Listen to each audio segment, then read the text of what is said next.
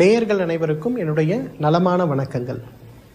தினம் ஒரு மூலிகை, ஆயுள் முழுவதும் ஆரோக்கியம் அப்படிங்கிற தலைப்பின் கீழே நம்ம வீட்டை சுற்றி இருக்கக்கூடிய, நம்முடைய தோட்டங்களில் இருக்கக்கூடிய மூலிகைகளை பற்றியும், அதை எவ்வாறு உடல் ஆரோக்கியத்திற்காகவும் மன ஆரோக்கியத்திற்காகவும் பயன்படுத்துவது அப்படிங்கிறதை பற்றி ரொம்ப விவரமா பார்த்துட்டு இருக்கோம். அந்த வகையில இன்றைக்கு மருத்துவ ஆராய்ச்சிகள்ல மிக அதிகமாக உபயோகப்படுத்தப்பட்ட மூலிகைகளில் ஒன்று, நம்முடைய சமய முறைகளிலும் முதலாவதாக உபயோகப்படுத்துகின்ற மூலிகைகள்ல ஒன்று அருகம்புல். அருகம்புல்லை பற்றி, அதோட மருத்துவ குணங்களை பற்றி இன்றைக்கு நம்ம ரொம்ப விவரமா பார்ப்போம். அருகம்புல் அப்படிங்கிற பெயர் கேட்டாலே நமக்கு எல்லாருக்குமே தெரியும் இல்லையா? ஆன்று ஆரம்பிக்கக்கூடிய எழுத்து, மூலிகைகள்ல முதலாவது மூலிகை, முதல் கடவுள்னு சொல்லக்கூடிய கணபதிக்கு நம்ம செலுத்தக்கூடிய மூலிகை, இந்த மாதிரி நிறைய பேரை கொண்டிருக்கக்கூடிய ஒரு முக்கியமான ஒன்று அருகம்புல் அப்படின்னு சொல்லும் போதே இன்றைக்கு உலக அளவில் அதிகமான ஆராய்ச்சிகள் நடைபெற்ற சில மூலிகைகள்ல இந்த அருகம்புல் ஒன்றாக இருக்கிறத பார்க்கிறோம். அருகம்புல்லை உணவாகவும் மருந்தாகவும் பயன்படுத்தக்கூடிய வழக்கம் இன்றும் தமிழர்களுக்கு இருக்கக்கூடிய வழக்கமாக இருக்கிறத நம்ம பார்க்கிறோம். அருகம்புல்லை தெரியாதவர்கள் யாரும் இருக்க முடியாது, இருந்தாலும் நான் காட்டுறேன். இதுதான் அருகம்புல் அப்படின்னு சொல்றது. பாத்தீங்கன்னா ரொம்ப அழகாக நம்மளோட தோட்டங்கள்ல, இன்றைக்கு பார்க்ல, கோயில்கள்ல, எல்லா இடங்களிலும் மிக அழகாக வளர்ந்திருக்கக்கூடிய மூலிகை தான் இந்த அருகம்புல் அப்படிங்கிறது.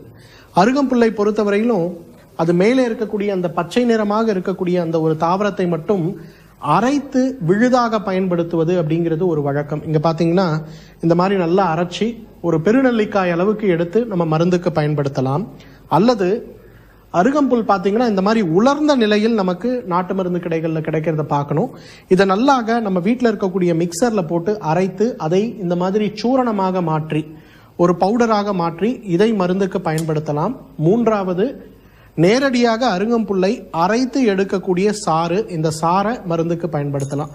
இந்த மாதிரி ஒரு மூலிகை தேநீராக இதை பயன்படுத்த முடியும், அல்லது ஒரு விழுதாக பயன்படுத்த முடியும், அல்லது சாறு எடுத்து அதை பயன்படுத்த முடியும். இந்த மாதிரி நிறைய வகைகள்ல அருகம்புல் இன்றைக்கு நம்ம மருந்துக்கு பயன்படுத்துறத பார்க்க முடிகிறது. அருகம்புல் சம்பந்தப்பட்ட தேநீர்கள் நேரடியாக வணிக ரீதியாக இன்றைக்கு கிடைக்கிறத கூட நம்ம பார்க்கிறோம். நிறைய நேரங்கள்ல ஒரு மருந்துடைய மருத்துவ பயன் என்னங்கிறது முழுமையாக தெரியாமலேயே உணவாகவோ அல்லது மருந்தாகவோ பயன்படுத்துகின்ற வழக்கம் நம்மிடையே இருக்கிறத பார்க்கிறோம்.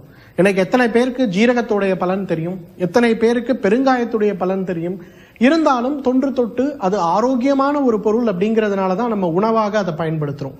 அந்த வகையில பார்க்கும்போது இந்த அருகம்புல்லை பொறுத்தவரையிலும் ஒரு உணவாக அல்லது மருந்தாக பயன்படுத்தி வரும்போதே உடலுக்கு நல்ல ஆரோக்கியத்தை கொடுக்கக்கூடிய ஒரு தலையாய மூலிகைகள்ல ஒன்றாக இருக்கிறத பார்க்க முடியும்.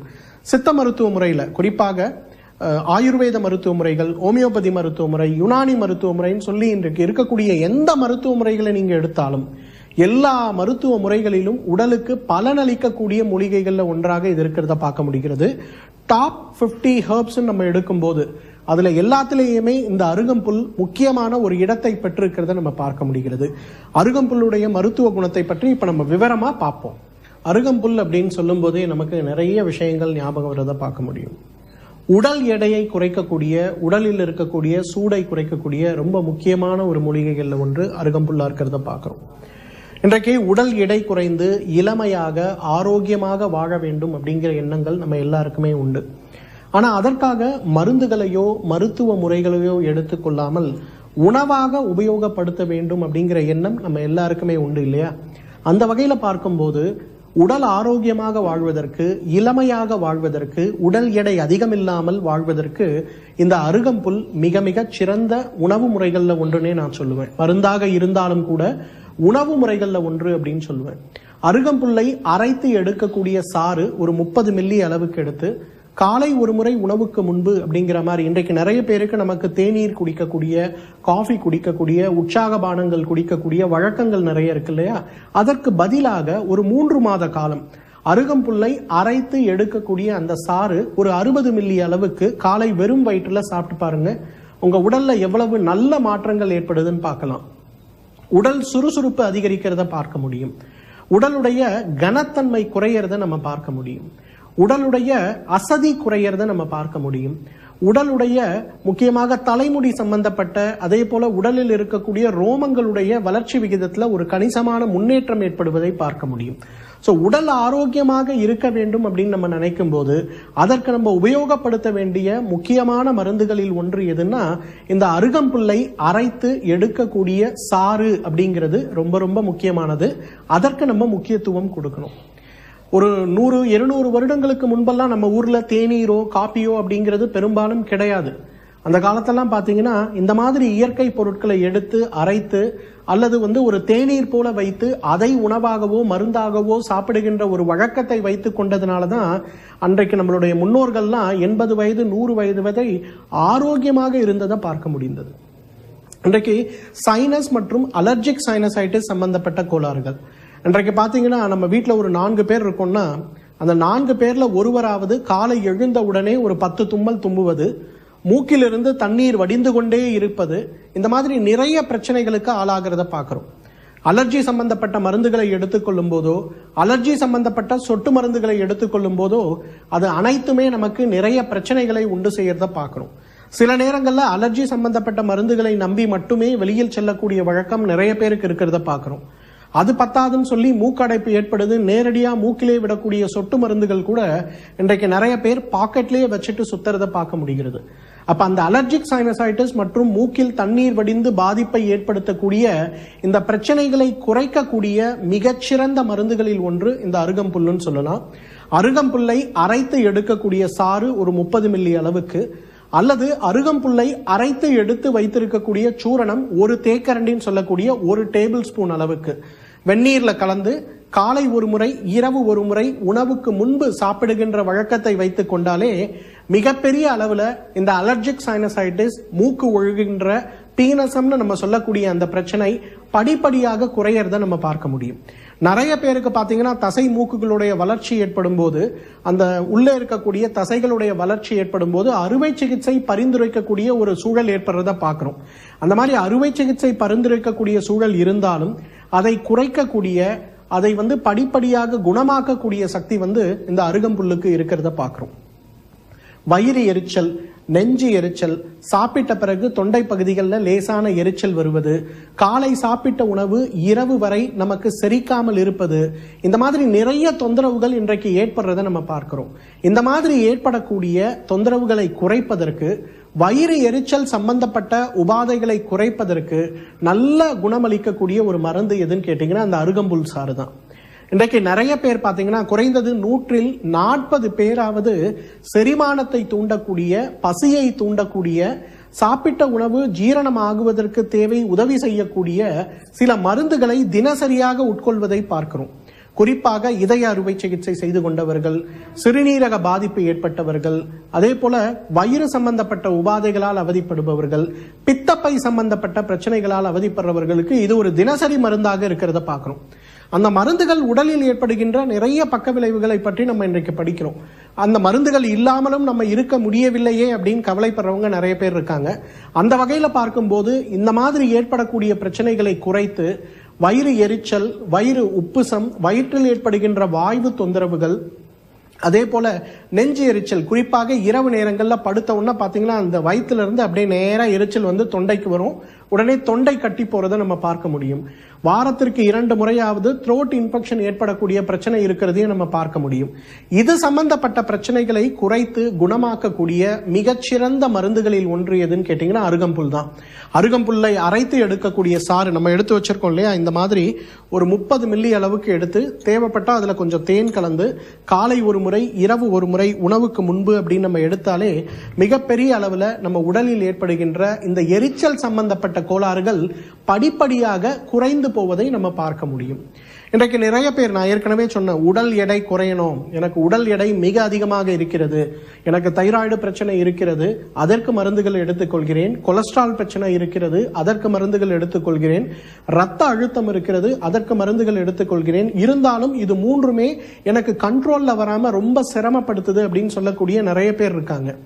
மேலும் ஒரு மருந்தை சேர்த்து இதற்கு சாப்பிடுவதை காட்டிலும் நம்ம வீட்டிலேயே இருக்கக்கூடிய அருகம்புல் ஒரே ஒரு கைப்பிடி கொண்டு வந்து ஒரு டம்ளர் அளவுக்கு தண்ணீர் போட்டு நல்லா மிக்சர்ல ஒரு 5 நிமிடம் அல்லது 10 நிமிடம் அதை அரைத்து அதன் பிறகு ஒரு வெள்ளை துணியை இட்டு பிழிந்து எடுக்கக்கூடிய அந்த சாறு அது நேரடியாக காலை ஒருவேளை உணவுக்கு முன்பு அப்படின்னு நம்ம எடுத்துக்கொள்ளும் போது படிப்படியாக உடல் எடை சம்பந்தப்பட்ட பிரச்சனை, உடலில் இருக்கக்கூடிய கொழுப்பு சத்து சம்பந்தப்பட்ட பிரச்சனை, அதே போல உடலில் தைராய்டு சம்பந்தப்பட்ட பிரச்சனை, நாளமிலா சுரப்பிகளுடைய செயல் குறைபாடுன்னு சொல்லக்கூடிய ஹைப்போ தைராய்டிசம் சம்பந்தப்பட்ட பிரச்சனை, இவை எல்லாமே படிப்படியாக குறைந்து உடல்ல நல்ல முன்னேற்றம் ஏற்பட்டு உடலுடைய ஆரோக்கியம் மேம்படுறதை நம்ம பார்க்கலாம். சர்க்கரை நோய் சம்பந்தப்பட்ட பிரச்சனை இருப்பவர்களுக்கு இன்றைக்கு நிறைய பயப்படக்கூடிய ஒரு விஷயம் எதுன்னு கேட்டீங்கன்னா, அந்த சர்க்கரை நோயுடைய பக்க விளைவுகள் நம்ம சொல்லக்கூடிய நரம்புகளுடைய பாதிப்பு, நியூரோபதின்னு சொல்லக்கூடிய பிரச்சனை, நெஃப்ரோபதின்னு சொல்லக்கூடிய கிட்னியில் ஏற்படக்கூடிய பாதிப்புகள், அதே போல ரெட்டினோபதின்னு சொல்லக்கூடிய கண்களில் ஏற்படக்கூடிய பாதிப்புகள், இதை எவ்வாறு தடுக்க முடியும் அப்படிங்கிற ஆராய்ச்சி உலகத்தில் இருக்கக்கூடிய நிறைய மருத்துவ நிலையங்கள்ல நடக்கிறத நம்ம பார்க்கிறோம். அந்த வகையில பார்க்கும்போது இந்த ஆராய்ச்சிகளை குறைப்பதற்கு நிறைய ஆன்டி ஆக்சிடென்ட் சம்பந்தப்பட்ட பொருட்கள் உணவில் இருந்தால் அந்த பக்க விளைவுகளை தடுக்க முடியும் அப்படின்ற நிறைய ஆரம்ப கட்ட ஆராய்ச்சி முடிவுகள் நமக்கு தெரிய வரதை பார்க்கிறோம். அந்த ஆன்டி ஆக்சிடென்ட் நிறைய இருக்கக்கூடிய பழங்கள் சாப்பிட முடியாது, ஏன்னா அதுல இனிப்பு சுவையும் சேர்ந்திருக்கிறது.